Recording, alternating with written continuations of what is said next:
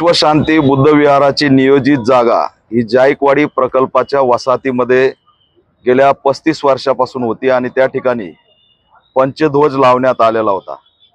परंतु राधाकृष्ण विखे पाटलाचं हे जे काही खातं आहे, या खात्यातून आता एक नवा घोटाळा समोर येतोय की या वसाहती जुन्या झाल्यात, जुने मालक पुढं करून आणि अनेक टॅक्टिक्स वापरून कोर्टात प्रकरण नेऊन कॉम्प्रोमाइजला आणायचं आणि त्याच्यानंतर ती जमीन पुन्हा शेतीच्या नावाखाली त्या ठिकाणी मूळ मालकाला द्यायची आणि त्याच्यातून तिसऱ्यानीच त्या ठिकाणी प्रायव्हेट उद्योग उभा करायचे। अशा पद्धतीचं एक धोरण या लोह्यामधून सुरू झालेलं आहे, ते राज्यव्यापी येणाऱ्या काळात दिसणार आहे। 14 नंबरची जी काही आमदार प्रतापराव चिखलीकरनी विधान अधिवेशनामध्ये जी लक्षवेधी लावली होती, ती याच मुद्द्यावरती शेतकऱ्याच्या हितासाठी लावली होती। पण ह्या सगळ्या प्रक्रियेकडे गांभीर्याने बघितलं तर या जायकवाडी प्रकल्प जी वसाहतीचा जो शेतकरी होता, तो शेतकरी कुठंच दिसत नाही अशी स्थिती आहे। त्या सगळ्या घोटाळ्याची एक राज्यव्यापी आम्ही भूमिका घेणारच आहेत, परंतु आमचा प्रश्न हा अस्मितेशी संबंधित आहे। आमचा पंचध्वज त्या ठिकाणाहून काढण्यात आलेला आहे आणि तो काढण्याच्या आधी ज्यांनी काढला त्यांच्या संदर्भात या पोलीस स्टेशनला कोटलवार नामक यांनी एक तक्रार दिलेली, अर्ज दिलेला आहे आणि त्या अर्जाच्या नंतर दबावाची भूमिका त्या ज्यांनी झेंडा लावला होता त्यांच्यावर आलेली आहे। त्या सगळ्या ऑर्डर मध्ये कोर्टाच्या दिसतंय की झेंडे आणि धार्मिक स्थळ सोडता तुम्ही जमीन घेऊ शकता आणि ते झेंडे काढून देण्याची जबाबदारी ही शासनाची नाहीये।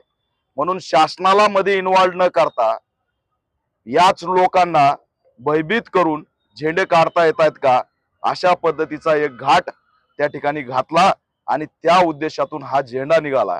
अनेक धम्म परिषदा तिथं झाल्यात, अनेक जयंत्या तिथं झाल्यात आणि हे लोह्याचं अस्मितेचं प्रतीक आमचं होतं। आम्ही लोह्याच्या मतदारांनी प्रतापराव चिखलीकर यांना आमदार केलं आणि आज प्रतापराव चिखलीकर यांच्या मतदारसंघात बौद्ध समाजाच्या अस्मितेचे प्रतीक उद्ध्वस्त केले जातात शासकीय आणि कोर्टाच्या टॅक्टिक्स वापरून। हे दुर्दैवी आहे। प्रतापराव चिखलीकरांना एवढं आव्हान करतो की त्यांनी हे समजू नये की लोकांना काही कळत नाही, तुम्ही आमच्याच मतावरती आमदार झाला तेवढं लक्षात घ्या आणि आमदार होऊन जर आमचे स्थळ या ठिकाणी अशा पद्धतीने उद्ध्वस्त होत असतील आणि त्याच्याकडे तुम्ही लक्ष देणार नसेल तर हे दुर्दैवी आहे।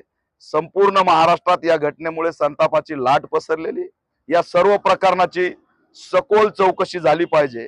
शासन जर जबाबदार नाही तर शासनाने त्या ठिकाणी या ज्यांनी झेंडा उभा केला त्यांचा पाठपुरावा का केला हा सुद्धा प्रश्न या ठिकाणी निर्माण होतोय।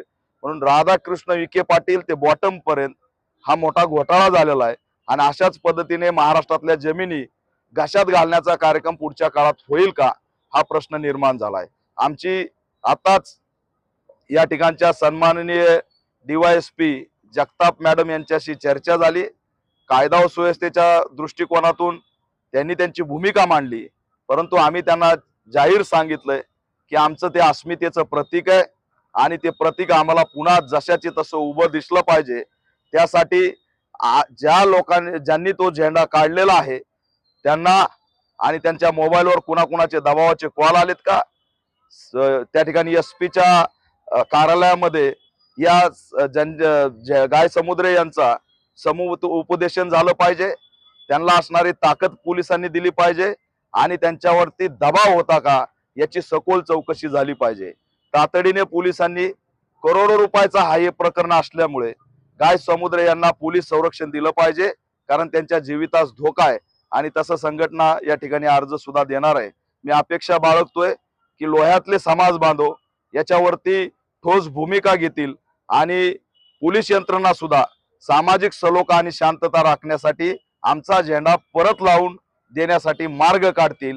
जर मार्ग नाही निघाला तर या पावसाळी अधिवेशनात आणि कधीही आम्ही राज्यात आंदोलन करू, परंतु आमचा झेंडा काढण्यामागे इथले आमदार प्रतापराव चिखलीकर यांचा मोठा हात आहे हे या माध्यमातून मी जाहीर करतो। त्यांच्याकडून अपेक्षा बाळगतो की ती जागा सोडता बाकी जागा त्यांनी बाजूला केली तरी हरकत नाही। धक्कादायक आहे की जसं पंचध्वज होता तसंच तिथं एक मारुती मंदिर सुद्धा होतं। ते मारुती मंदिर तसंच ठेवलेलं आहे, पण ध्वज मात्र काढलेला आहे. तर याच्या मागे एक जातीय मानसिकता सुद्धा दिसते आणि त्याची सुद्धा चौकशी झाली पाहिजे. झेंडा काढून त्या दबाव आणून या ठिकाणी जी मोठी घटना घडवण्याचा प्रयत्न केलाय, याची संपूर्ण सखोल चौकशी झाली पाहिजे, अशी ऑल इंडिया पॅन्थर सेनेने आज मागणी केलेली.